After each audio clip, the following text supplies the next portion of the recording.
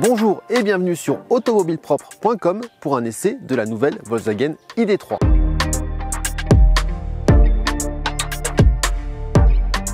Avant toute chose, je vous invite à vous abonner à la chaîne YouTube automobilepropre.com et activer les notifications pour pouvoir suivre nos prochaines vidéos.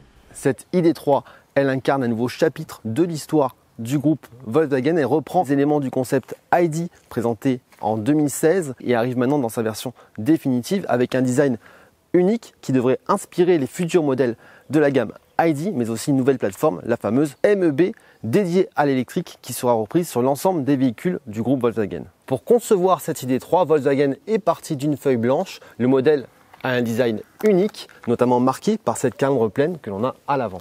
En matière de gabarit, on est sur des dimensions proches d'une Golf, on est dans la catégorie des compacts. On a 4,26 m en longueur, 1,80 m en largeur et 1,55 m en hauteur. L'empattement, il fait 2,77 m, c'est 16 cm de plus qu'une Golf et c'est l'équivalent d'un modèle de catégorie supérieure comme la Passat. Parlons des caractéristiques de cette ID.3. Là, on est sur une série limitée First qui reçoit un moteur de 150 kW de puissance intégrée au train arrière. Il est couplé à une batterie de 58 kWh offrant plus de 400 km d'autonomie en une seule charge. Au niveau de l'espace de chargement, on a un volume de 385 litres avec un double fond et même un autre espace dessous pour ranger les câbles, des petits espaces de rangement de chaque côté, une banquette qui peut être rabattue pour un volume de plus de 1200 litres et même une trappe à ski. Au niveau de la recharge, on retrouve un connecteur combo. En charge en courant alternatif, on peut aller jusqu'à 11 kW pour une recharge en 7 heures environ. Et en courant continu, la charge rapide, on peut monter à 100 kW pour une recharge de 0 à 80% en 30 minutes.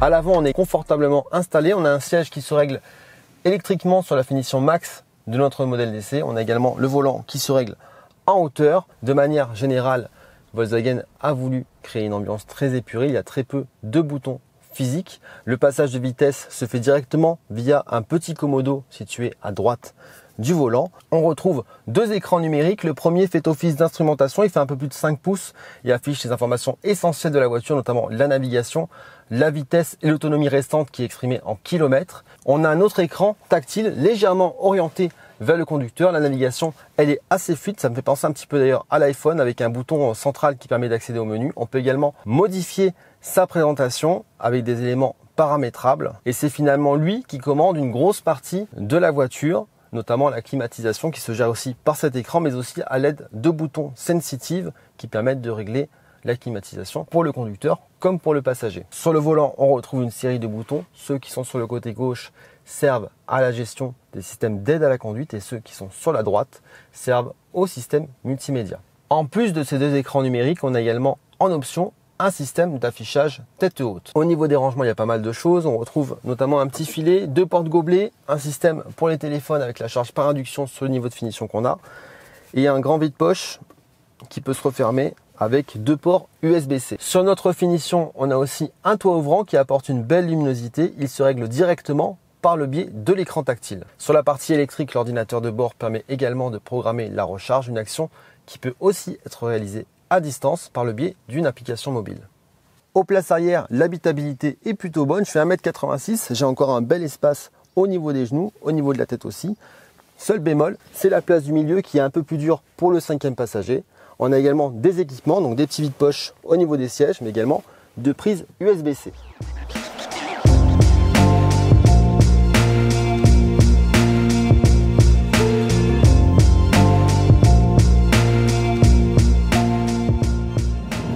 Nous voilà au volant de cette Volkswagen ID.3. On est parti ce matin de Paris avec une batterie chargée à 100%, une autonomie restante un peu moins de 400 km sur l'ordinateur de bord. Là, on prend direction Chartres par les petites routes. Après, on prendra l'autoroute pour une charge sur les bornes Ionity. Au niveau des modes de conduite, on en a 3. On a le mode éco, confort et sport. Chacun va influencer les performances dynamiques et la consommation et donc l'autonomie de la voiture. Et en plus de ces 3 modes, on peut en personnaliser un 4e selon ses envies. Alors là, on est sur des petites routes de campagne. C'est l'occasion de tester un petit peu les performances dynamique de cette ID3. Pour rappel, elle a été conçue sur une plateforme dédiée à l'électrique. Donc l'avantage, c'est qu'ils ont pu concevoir cette voiture autour de sa batterie qui est intégrée sous le plancher. La tenue de route est plutôt bonne. Les accélérations aussi, sachant que là, on est en mode normal.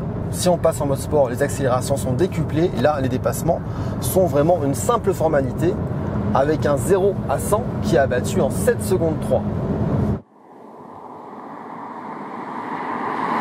Testons le freinage.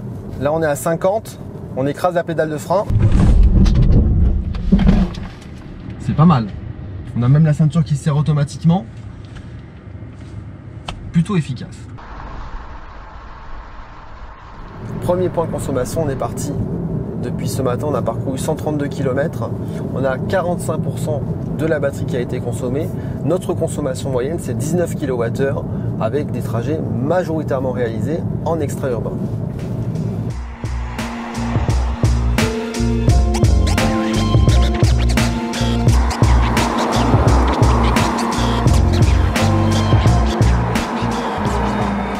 Au niveau de la régénération, Volkswagen va au plus simple. On a un seul niveau qui s'active via le Komodo, le fameux mode B, qui va renforcer l'effet du frein moteur, mais avec une intensité beaucoup moins forte que sur d'autres modèles où on peut régler différents niveaux avec les palettes au volant.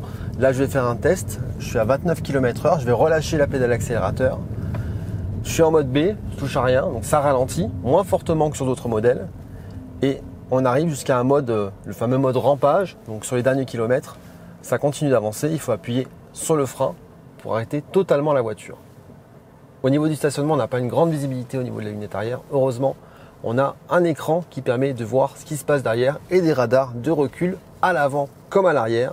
Puis finalement, c'est l'écran central qui nous dit où aller et comment se garer correctement. Et bien sûr, les radars qui permettent eux aussi de détecter l'obstacle derrière nous, en l'occurrence le cadreur.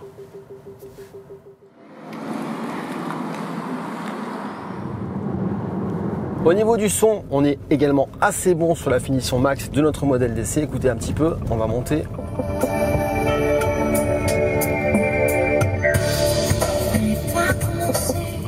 Voilà, petit hommage à Max, un fan de Céline.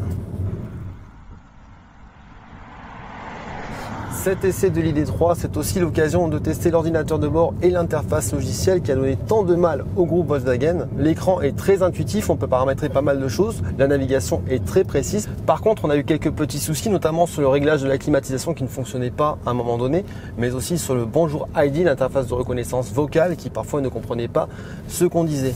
L'autre problème, c'est la compatibilité avec Android Auto et Apple CarPlay. On a posé la question au groupe Volkswagen qui nous expliquait que des mises à jour allaient être déployées progressivement, notamment la compatibilité Android Auto Apple CarPlay, ce sera à partir de début 2021. Et c'est l'avantage de cette voiture électrique, c'est qu'elle peut se mettre à jour à distance sans avoir à passer par la concession.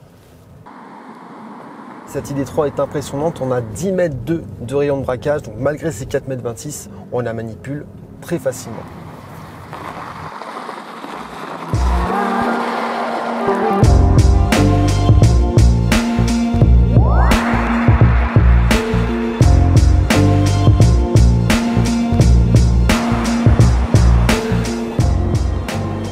Nous voilà arrivés sur l'aire de Chartres où on va pouvoir recharger cette ID3 sur une borne Ionity. On a fait 279 km depuis qu'on est parti ce matin. Il nous reste 11% de batterie, ce qui donne une autonomie théorique de 300 km et notre consommation moyenne, elle a été de 17 kWh.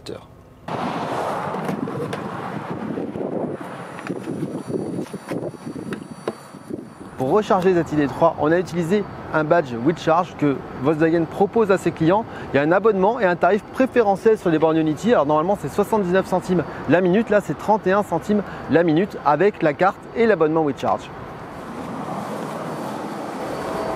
Là on recharge depuis un peu plus de 5 minutes, on est passé de 11 à 25% de charge. On a récupéré un peu plus de 8 kWh d'énergie, ce qui donne une puissance moyenne de plus de 90 kW qui est conforme aux 100 kW en crête annoncé par le constructeur.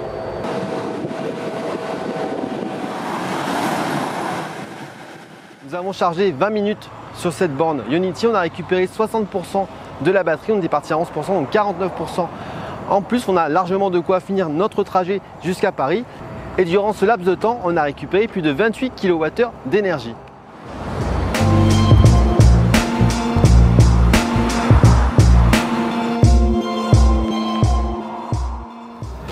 On vient de partir de la borne Unity de Chartres et là on reprend direction Paris par l'autoroute. Donc pour le coup, on va pouvoir tester les différents systèmes d'aide à la conduite et cette ID3 est plutôt richement dotée. On a la lecture des panneaux, le régulateur de vitesse adaptatif, mais aussi le maintien dans la voie via une fonction qui s'appelle Travel Assist et qui permet de maintenir la voiture dans la file. Donc c'est automatique, c'est un système semi-autonome proche de ce que propose Tesla. Au niveau du confort, on est vraiment sur un salon, on est sur des roues de 20 pouces sur la finition max de notre modèle d'essai et vraiment on sent rien, c'est vraiment très confortable à utiliser. On a une bonne assise, une bonne vision sur la route mais également très peu de bruit d'air, ce qui fait qu'on est sur une voiture qui est très silencieuse. Au niveau de la consommation, on est à un niveau supérieur à ce qu'on a pu constater sur les petites routes de campagne. On est sur une moyenne de 23 kWh au 100 km, un petit peu moins, sachant qu'on est sur le régulateur de vitesse à 120 km/h. Allez, c'est parti, petit 0 à 100 avec l'ID3, 204 chevaux sous le capot, 150 kW. 3, 2, 1, on est en mode sport, feu. Ouh, voilà, c'est pas une modèle 3, mais c'est pas mal du tout.